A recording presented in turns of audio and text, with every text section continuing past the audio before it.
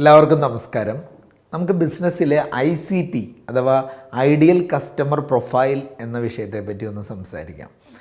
ഏത് ബിസിനസ് സ്ഥാപനങ്ങൾ നടത്തുന്ന ആളുകളും എപ്പോഴും പഠിച്ചുകൊണ്ടിരിക്കുന്ന കാര്യമാണ് കസ്റ്റമർ ഇൻസൈറ്റുകൾ. എങ്ങനെയാണ് മികച്ച രീതിയിൽ കസ്റ്റമറെ കണ്ടെത്താൻ പറ്റുക, ഞങ്ങളുടെ റൈറ്റ് കസ്റ്റമറിലേക്ക് എങ്ങനെ എത്തിച്ചേരാൻ പറ്റും. ഇപ്പോൾ നമ്മൾ ബിസിനസ്സിനെയൊക്കെ ആണെങ്കിൽ അതിനൊരു ബിസിനസ് മോഡൽ ക്യാൻവാസൊക്കെ സെറ്റ് ചെയ്യാറുണ്ട്. എന്നാൽ ഇന്ന് നമ്മൾ സെറ്റ് ചെയ്യുന്നത് ICP എന്ന് വിളിക്കുന്ന ഐഡിയൽ കസ്റ്റമർ പ്രൊഫൈൽ ക്യാൻവാസാണ്. ഇതുവഴി നമ്മുടെ ടാർഗറ്റഡ് കസ്റ്റമർ ആരാണോ, നമ്മൾ ആരെയാണോ നമ്മുടെ ബിസിനസ്സിൽ പ്രതീക്ഷിച്ചിരിക്കുന്നത് അത്തരം കസ്റ്റമറിലേക്ക് എങ്ങനെ എത്തിപ്പെടാൻ പറ്റും, അതിനുള്ള വളരെ ശാസ്ത്രീയമായൊരു മെത്തേഡാണ് ഒരു ICP ക്യാൻവാസ് സെറ്റ് ചെയ്യുക എന്നുള്ളത്.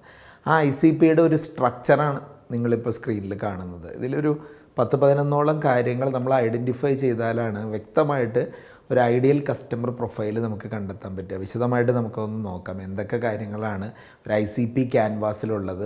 നിങ്ങളതൊരു എക്സസൈസായിട്ട് ചെയ്യുകയാണെങ്കിൽ കറക്റ്റായിട്ട് നമ്മുടെ ടാർഗറ്റഡ് കസ്റ്റമറിലേക്ക് എങ്ങനെ റീച്ച് ചെയ്യാം എന്നുള്ളത് കണ്ടെത്താൻ പറ്റും. അപ്പോൾ അതിൽ ആദ്യത്തെ പാർട്ട് നമ്പർ 1 ഹൂ എന്നുള്ളതാണ്. ഹൂ ആർ യുവർ കസ്റ്റമർ, ആരാണ് നമ്മുടെ കസ്റ്റമർ, അവരുടെ പോപ്പുലേഷൻ അല്ലെങ്കിൽ ഡെമോഗ്രഫി, പേഴ്സണാലിറ്റി, ബ്രാൻഡ് അഫിലിയേഷൻസ്, അതായത് ഏത് തരത്തിലുള്ള കസ്റ്റമറെയാണ് നമ്മൾ ടാർഗറ്റ് ചെയ്യണം. ചിലപ്പോൾ അതൊരു ഏജ് ഗ്രൂപ്പായിരിക്കും, ഒരു ഇന്ന സ്റ്റാറ്റസിലുള്ള ആളുകളെ ആയിരിക്കും. ചിലർ പ്രീമിയം കസ്റ്റമേഴ്സിനെ നോക്കി ബിസിനസ് ചെയ്യുന്നവരുണ്ട്, ഇടത്തരക്കാരെ നോക്കി ബിസിനസ് ചെയ്യുന്നവരുണ്ട്, കുറച്ചും കൂടെ അഫോർഡബിലിറ്റി അല്ലെങ്കിൽ ലോ ആൻഡ് ചീപ്പ് ആയിട്ട് വാങ്ങുന്ന കസ്റ്റമേഴ്സിനെ നോക്കുന്ന ആൾക്കാരുണ്ട്. അപ്പോൾ ആരാണ് നമ്മുടെ കസ്റ്റമർ എന്നുള്ളത് ഡിഫൈൻ ചെയ്യുക എന്നുള്ളതാണ് ഒന്നാമത്തെ പാർട്ട്. 2 സിറ്റുവേഷൻ, അതായത് what scenarios place your customer in need of your product. ഏത് തരം സാഹചര്യത്തിലുള്ള ആളുകളാണ് നമ്മുടെ സേവനങ്ങൾ അന്വേഷിക്കുന്നത്. ഇപ്പം ഞങ്ങളുടെ പോലുള്ള മാനേജ്മെൻറ്റ് കൺസൾട്ടൻസിനെയൊക്കെ ബിസിനസ് വളർത്തണം അല്ലെങ്കിൽ ബിസിനസ് അടുത്ത ലെവലിലേക്ക് കൊണ്ടുപോകണം, ഇങ്ങനെ പോയാൽ പോരാ,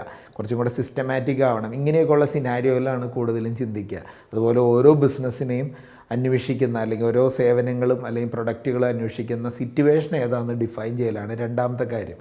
മൂന്നാമത്തെ കാര്യം പെയിൻ പോയിൻറ്റ്സ് ആണ്. എന്തൊക്കെ സ്പെസിഫിക് ചലഞ്ചസ് ആണ് കസ്റ്റമറുടെ നമ്മളുടെ പ്രൊഡക്റ്റ് വഴി റിസോൾവ് ചെയ്യാൻ പറ്റുക, നമ്മുടെ ഉൽപ്പന്നങ്ങളോ സേവനങ്ങളോ വഴി കസ്റ്റമേഴ്സിൻ്റെ ഏത് പെയിൻ ഏരിയകളെയാണ് അല്ലെങ്കിൽ പെയിൻ പോയിൻറ്റ്സിനെയാണ് അഡ്രസ്സ് ചെയ്യാൻ പറ്റുക എന്നുള്ളതാണ് ഇവിടെ ലിസ്റ്റ് ഔട്ട് ചെയ്യേണ്ടത്. നാലാമത്തെ കാര്യം jobs to be done. What essential jobs does your product get hired to do. അതായത് നമ്മുടെ ഉൽപ്പന്നമോ സേവനമോ വാങ്ങുന്നത്, ഹയർ ചെയ്യുന്നത് എന്ത് തരം ജോലികൾ കംപ്ലീറ്റ് ചെയ്യാനാണ് അല്ലെങ്കിൽ എന്ത് ദൗത്യം നിർവഹിക്കാൻ വേണ്ടിയിട്ടാണ് നമ്മുടെ ഉൽപ്പന്നമോ സേവനമോ എടുക്കുന്നതെന്ന വ്യക്തമായ ധാരണ നമുക്കുണ്ടായിരിക്കണം. അഞ്ചാമത്തെ കാര്യം ബാരിയേഴ്സാണ്. അതായത് ശരിക്കും പറഞ്ഞാൽ നമ്മുടെ കസ്റ്റമേഴ്സിന് നിലവിൽ എന്തൊക്കെ ബാരിയറുകളാണുള്ളത്, എന്തൊക്കെ പ്രശ്നങ്ങളാണുള്ളത്, അല്ലെങ്കിൽ എന്തൊക്കെയാണ് അവരെ ബുദ്ധിമുട്ടിക്കുന്ന ഘടകങ്ങൾ. അവർക്ക് ചില ബുദ്ധിമുട്ടുകൾ ഉണ്ടാകുമ്പോഴാണ് അവർ നമ്മളിലേക്ക് വരുന്നത്. അപ്പോൾ അവരുടെ ആ ബുദ്ധിമുട്ടുകൾ എന്താണെന്ന് കണ്ടെത്തുന്നത് വളരെ ഇമ്പോർട്ടൻ്റ് ആണ്. ആറാമത്തെ കാര്യം triggering points. What events trigger the customer to seek out your product എന്നുള്ളത് വളരെ ഇമ്പോർട്ടൻ്റ്. എന്താണ് അവരെ ട്രിഗർ ചെയ്യുന്ന കാര്യം, നമ്മളിലേക്ക് എത്താനുണ്ടായ കാരണം എന്താണ്, നമ്മുടെ സേവനം എടുക്കാം, നമ്മുടെ ഉൽപ്പന്നം വാങ്ങാമെന്ന് കസ്റ്റമറെ പ്രേരിപ്പിക്കുന്ന ആ ഘടകം എന്താണ്, അതും കണ്ടെത്തേണ്ടത് ഇമ്പോർട്ടൻ്റ് ആണ്. ഏഴാമത്തെ കാര്യം ഇമ്പാക്റ്റ് ആണ്. What change does your product bring in to the customer life. നമ്മുടെ ഉൽപ്പന്നമോ സേവനമോ വഴി കസ്റ്റമർക്ക് എന്ത് ഇമ്പാക്റ്റാണ് അവരുടെ ജീവിതത്തിൽ, അവരുടെ ദൈനംദിന പ്രവർത്തനത്തിൽ ഉണ്ടാക്കാൻ സാധിക്കുന്നത്. ആ ഇമ്പാക്റ്റിനെ പറ്റി നമുക്ക് ബോധ്യം ഉണ്ടായിരിക്കണം. എട്ടാമത്തെ കാര്യം ബൈയിങ് പ്രോസസ്സാണ്. How does your customer go about purchasing your product. നമ്മുടെ ഉൽപ്പന്നം, നമ്മുടെ സേവനം ബൈ ചെയ്യാൻ അല്ലെങ്കിൽ പർച്ചേസ് ചെയ്യാൻ കസ്റ്റമർ ഉപയോഗിക്കുന്ന മെത്തഡോളജികൾ എന്താണ്. ഒമ്പതാമത്തെ കാര്യം റീസൺസ് നോട്ട് ടു ബൈ. ഇനിയിപ്പോൾ ഏതെങ്കിലുമൊക്കെ കസ്റ്റമേഴ്സ് നമ്മുടെ ഉൽപ്പന്ന സേവനം വാങ്ങാതിരിക്കുന്നുണ്ടെങ്കിൽ അതിൻ്റെ കാരണം എന്താണ്, അതും കണ്ടെത്തേണ്ടതുണ്ട്. കാരണം ആ ഐഡിയൽ കസ്റ്റമറെ ഡിഫൈൻ ചെയ്യുന്നതിൽ അതും വലിയ പങ്ക് വഹിക്കും. പത്താമത്തെ കാര്യം ചാനൽസാണ്. ചാനൽ, കോണ്ടൻറ്റ്, ഇൻഫർമേഷൻ, അങ്ങനെയുള്ള കാര്യങ്ങൾ.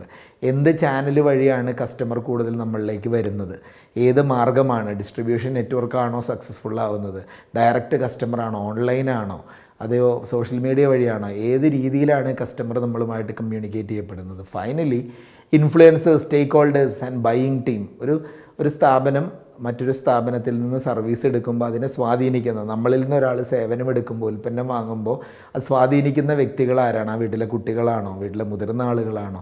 അതിനെ സ്വാധീനിക്കുന്ന ഘടകങ്ങൾ. ഇപ്പോൾ ഒരു സ്ഥാപനത്തിൻ്റെ സർവീസ്, ഒരു കൺസൾട്ടിങ്ങോ അല്ലെങ്കിൽ ഒരു സോഫ്റ്റ്വെയറോ വാങ്ങുമ്പോൾ ആ സ്ഥാപനത്തിലെ HR ഡിപ്പാർട്ട്മെൻ്റ് ആണോ ഇനീഷ്യേറ്റീവ് എടുക്കുന്നത്? ഏത് തരം ആളുകളാണ് സാധാരണ അതിലേക്ക് മുൻകൈ എടുക്കുന്നത്? ആ പർച്ചേസ് പ്രോസസ്സിലെ കീ പ്ലെയേഴ്സ് ആരൊക്കെയാണ്? ഇതെല്ലാം കൺസിഡർ ചെയ്യേണ്ടത് ഒരു ICP ഡിസൈൻ ചെയ്യുമ്പോൾ വളരെ ഇമ്പോർട്ടൻ്റ് ആണ്. നമ്മളിവിടെ ഇതൊക്കെ സംസാരിക്കാൻ കാരണം എന്താണെന്ന് വെച്ചാൽ കസ്റ്റമർ, നമ്മുടെ റിയൽ കസ്റ്റമറെ ടാർഗറ്റ് ചെയ്തുകൊണ്ടാണോ നമ്മുടെ സ്ഥാപനം മുന്നോട്ട് നീങ്ങുന്നതെന്ന് ഏത് ബിസിനസ്സുകാർക്കും കണ്ടെത്താൻ ഉപയോഗിക്കുന്ന ഒരു മികച്ച മെത്തഡോളജിയാണ് ഈ ICP canvas, ideal customer profile canvas. ഇതെങ്ങനെ ഡിസൈൻ ചെയ്യണം എന്നുള്ളത് ഈ 11 കാര്യങ്ങളെ ആശ്രിതമായിട്ടാണ് ഇരിക്കുന്നത്. അപ്പോൾ ഈ കാര്യങ്ങളൊക്കെ നിങ്ങളും ഒന്ന് പരിശോധിക്കുക. കറക്റ്റ് ടാർഗറ്റ് ഓഡിയൻസിലേക്കാണ് നിങ്ങളുടെ ബിസിനസ് പിച്ച് ചെയ്യുന്നത്, റീച്ച് ചെയ്യുന്നതെന്ന് ഉറപ്പുവരുത്തുക. Thank you.